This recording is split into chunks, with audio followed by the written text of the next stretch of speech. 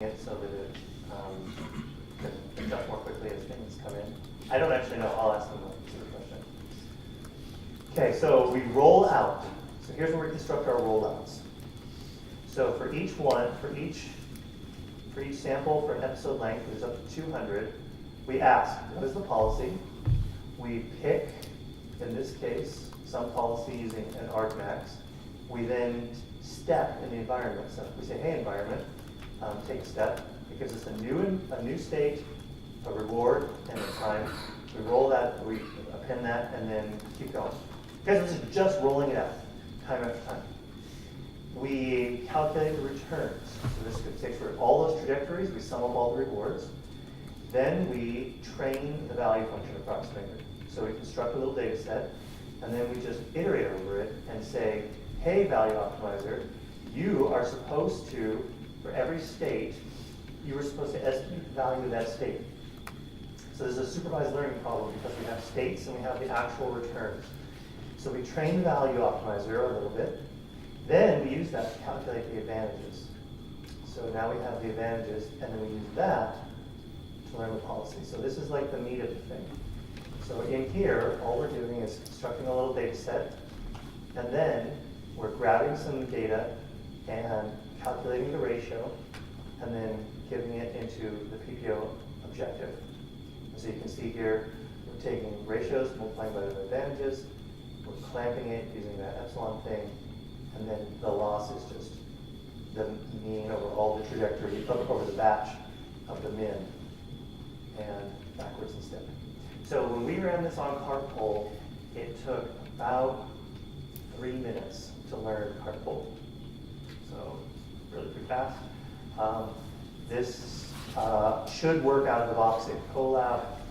I think you can probably find other code out there that works just as well. The RL Adventure 2 repo looked very similar to this. Okay, other questions? Go ahead.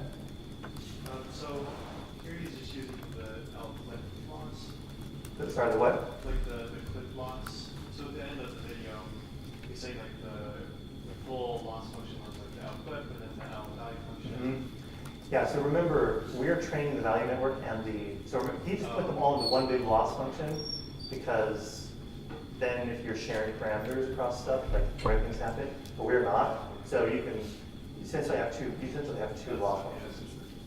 But you can do it that way if you'd like. Yes? We do like a rollout. How does it know how far to go or how much time to go? Okay, so that's set here, episode length. Okay.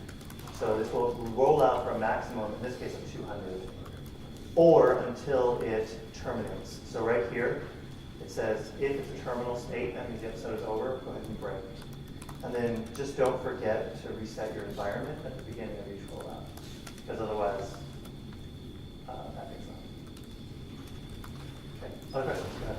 With the gym environment stuff, that I maybe you should have to read the documentation to see what kind of stuff that is. But is it like pixels and stuff, or is it like? Some are pixels, but some are not. So in the case of the part pole, it's just those 4 numbers which represent, I believe it's like XY position, angle, angular velocity, and like XY velocity.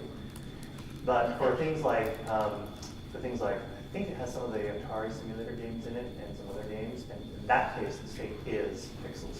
And we would need, in those cases, like we said, we need 2 frames. We have to also make sure. I actually think Jim takes care of that for you. You need to read the docs. There's actually a lot more subtlety to working with the Atari simulator even than that. But they take care of a lot of that for you. So, but read the docs. Aaron? Is there anything special about how you choose the rollouts to data set? I don't think so. I mean, I think it just threw it into, essentially, this is essentially just, here, like the advantage data set. I mean, essentially, like you give it a bunch of experience, and then it just like calculates a few little things about it, and then just like, whenever you want one, it gives you one. So, I think the only thing it was doing here was, I think what he's doing is he's just saying, you have this big rollout and you want a little chunk of experience, it will like just grab a little snippet from somewhere. That's all. I mean, I haven't read this carefully, but it didn't look magic to me. So we're updating the parameters of the policy to increase the probability of actions that are good for Yes. the state, right? Yes. So where are the actual parameters in the code that we're So in this case, updating the way? we're using the sequential, and so the parameters are hidden inside of here. And those are tied to distributional type. These are just parameters of a neural net. I'm just confused. By the way, about- I'm sorry, I know we have to go, so quickly. Sorry, where do you? So where's the distribution part? Where are those tied to the distribution? Softmax takes a bunch of log probabilities and translates them into probabilities. So the input is a state, neural net, on the parameters, output is probabilities.